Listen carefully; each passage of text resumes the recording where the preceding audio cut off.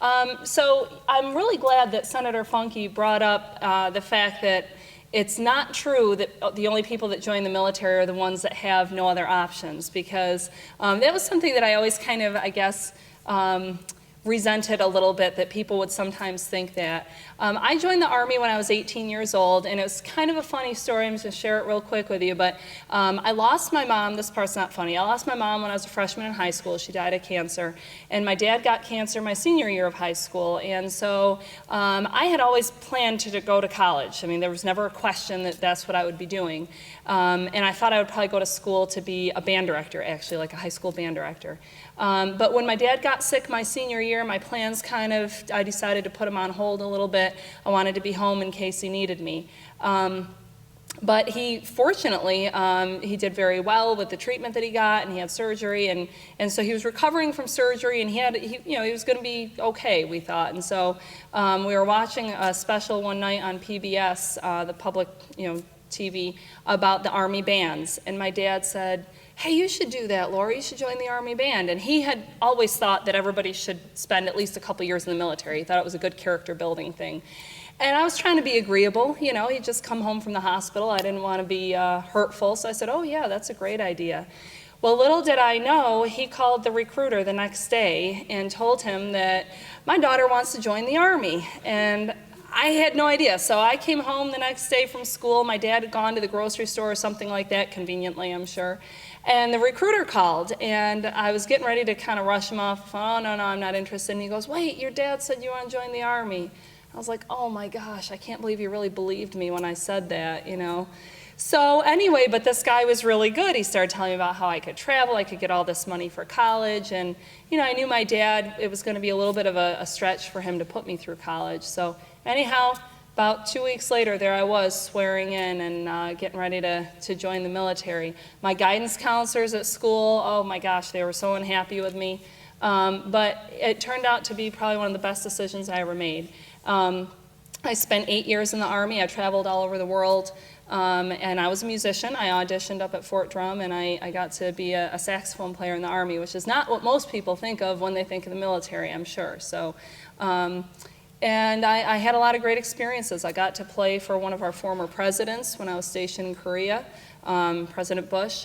I got to play for, war heroes and even, just people in Germany, and it was a good experience. I did have a few things that weren't great about my service, but overall, I went to school the whole time I was in. The military paid for it while I was in.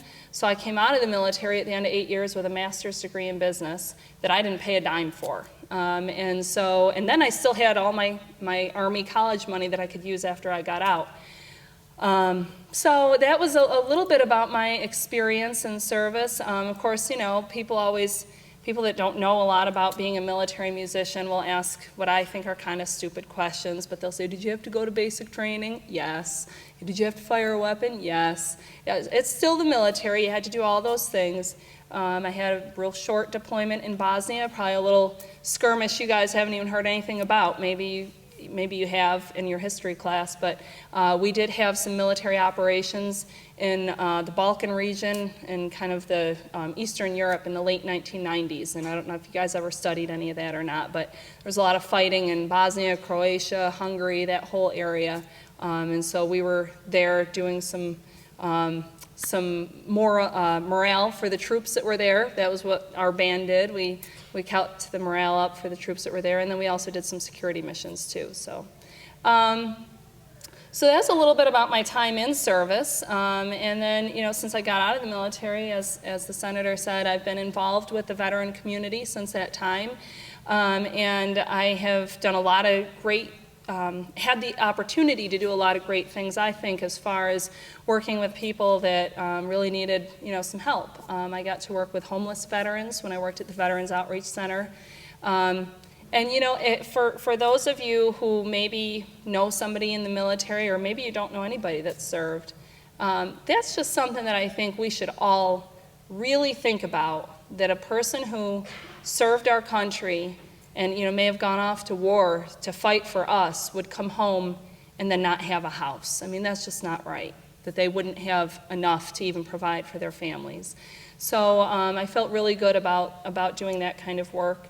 And I worked with college students and people transitioning from the military to civilian jobs. And now I work at the County Veterans Service Agency, and we help vets that are disabled and have other issues going on. So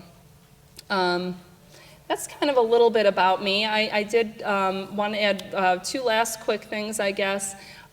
Two other, sometimes things just kind of fall in your lap. You don't really try for it, you don't plan on it, it just kind of happens. And one day I was sitting at my desk back in 2009, I guess it was, when I was working at the time at Bryant and Stratton College, and I was working with the military student population we had there.